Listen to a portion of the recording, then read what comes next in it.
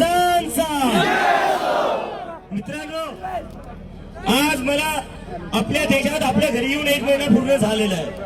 मागच्या 1 महिन्यापासून देशभरात फिरलो आणि मागच्या 16 दिवसापासून आम्ही जंतर मंतरवर बसलेलो आहे। कशासाठी बसलेलो आहे? कोणाचे वोट मागायला नाही बसलोय, कोणती पॉलिटिकल रॅली करायला नाही बसलोय। ज्या 20 पेक्षा जास्त मुलांनी आत्महत्या केली आहे त्या मुलांना न्याय भेटला पाहिजे याच्यासाठी बसलेलो आहे। आणि त्याच्या बदले आम्हाला काय भेटलं? महाराष्ट्राचे मुख्यमंत्री म्हणले हे लोक अराजक आहे, यांना संविधान माहिती नाही। संविधान हातात घेऊन चालतोय आणि सोबतच असणारे मुख्यमंत्री साहेबांना विचारायचंय, सकाळी 5 वाजता संविधानात पुढे लिहिलं होतं की शपथ घेऊ शकता। आणि भाजपचे जे प्रेसिडेंट आहे नितीन नबी, ते थोड्या दिवसाआधी बोलले की जे लोक जंतर मंतरवर आहेत ते कॉकरोच आहेत, ते व्हायरस आहेत आणि व्हायरसचा खात्मा आमचे कार्यकर्ता करतील।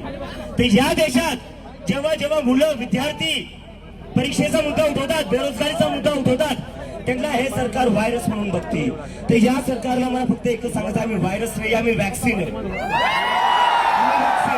आम्ही व्हायरस नाहीये, व्हायरस तुम्ही लोक आहे ज्यांनी पूर्ण कीड लावून ठेवली या देशाच्या एज्युकेशन सिस्टमला।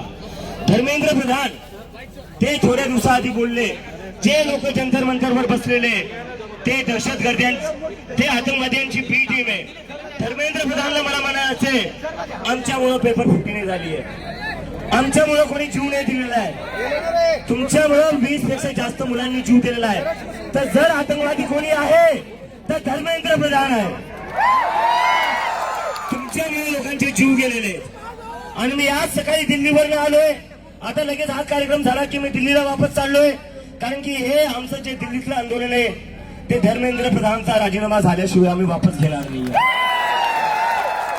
आणि हे फक्त नीटसाठीच नाहीये, गैरसमज करून घेऊ नका। फक्त नीटसाठी नाही, नीटच्या मुलांची आत्महत्या झालेल्या आहे त्यामुळे आम्ही त्यांचा आवाज उठवतोय। पण देशाची सगळी शिक्षण व्यवस्था एकंदरीत कोलांडली आहे, आपली पूर्ण कोलॅप्स झालेली आहे, ती सुधारवण्याची सुरुवात आहे। आणि सोनम वांगचुक सरांचा मी एक मेसेज घेऊन आलोय। सरांना काल मी सांगितलं होतं, काल मी माझ्या घरी चाललोय, छत्रपती संभाजीनगरला चाललोय, तर सर म्हणलेले चाललाय तर अजून लोकांना घेऊन या। तो कोण कोण येणार आहे इथून? कोण जंतर मंतरला येणार आहे, दिल्लीला येणार आहे? आपण दरवेळेस असतो दिल्लीचेही तख्त राखतो महाराष्ट्र माझा, म्हणतो की म्हणतो। तर आता वेळ आलेली आहे, जंतर मंतरवर या देशाचा युवा, या देशाचा विद्यार्थी एकत्र येत आहे।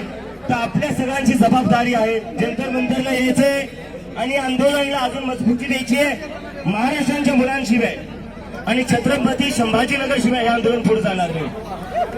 तर माझी फक्त एकच विनंती आहे, सगळ्या लोकांनी इथून जितका वेळ का होत नाही तितक्या वेळेसाठी तुम्ही जंतर मंतरला यावं, तिथे थांबावं।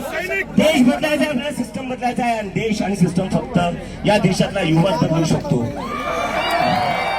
आणि आता थोडा वेळ आधी मला 1-2 दिवसापासून थोडा वेळ घेतो सर, 1 मिनिट फक्त। मागच्या काही दिवसांपासून मला एक प्रश्न सारखा विचारला जातोय की तुम्ही 16 दिवसापासून जंतर मंतरवर बसलेले एवढ्या उन्हात, सोनम वांगचुक 9 दिवसापासून उपाशी आहे, सरकार तरी ऐकायला तयार नाहीये, प्रधानमंत्री तरी ऐकायला तयार नाही, तर तुम्ही काय, यावर तुमचं काय म्हणणं आहे?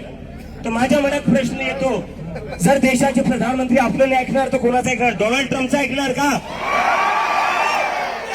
डोनाल्ड ट्रम्प म्हणतो रशियाचं तेल घेऊ नका, प्रधानमंत्री तयार होऊन जातात। डोनाल्ड ट्रम्प म्हणतो टॅरिफ शून्य करून टाका, प्रधानमंत्री तयार होऊन जातात। अरे आम्ही काय मागतोय? आम्ही फक्त धर्मेंद्र प्रधानचा राजीनामा मागतोय। जर तुम्ही रशिया युक्रेनचं युद्ध थांबवू शकतात तर पेपर फुटी का नाही थांबवू शकत तुम्ही? जर तुम्ही रशिया युक्रेनचं युद्ध थांबवू शकतात तर धर्मेंद्र प्रधान सारख्या छोट्या मंत्र्याचा राजीनामा का नाही घेऊ शकत तुम्ही? तर हे बोलून मी माझं बोलणं संपवतो आणि परत एकदा सांगा, कोण कोण जंतर मंतरला येणार आहे? नक्की आले पाहिजे मित्रांनो। छत्रपती संभाजीनगरचा मी आहे, जर तुम्ही इथून सोबत नाही आले तर आपल्या इज्जतीचा प्रश्न आहे आता। तर येसाल ना नक्की? आणि इथे जेवढे टीचर्स आहे, शिक्षक आहे, रोहित सर आहे, मी यांना इन्व्हाइट करतो, एकदा प्लीज तुम्ही सगळे जंतर मंतरला या आणि एकदा विद्यार्थ्यांसोबत उभा राहा। आणि मला खात्री आहे जेवढे इथं शिक्षक आहे, नेते आहेत, ते सगळे जंतर मंतरला नक्की येतील, कारण की विद्यार्थ्यांसोबत सगळ्यांनाच उभा राहिलं पाहिजे. आणि पेपर कुठलाही असो तो ऑफलाईनच झाला पाहिजे, ऑफलाईनच झाला पाहिजे. जर पेपर ऑफलाईन नाही झाला तर सरकारनं ऑफलाईन करून टाकू.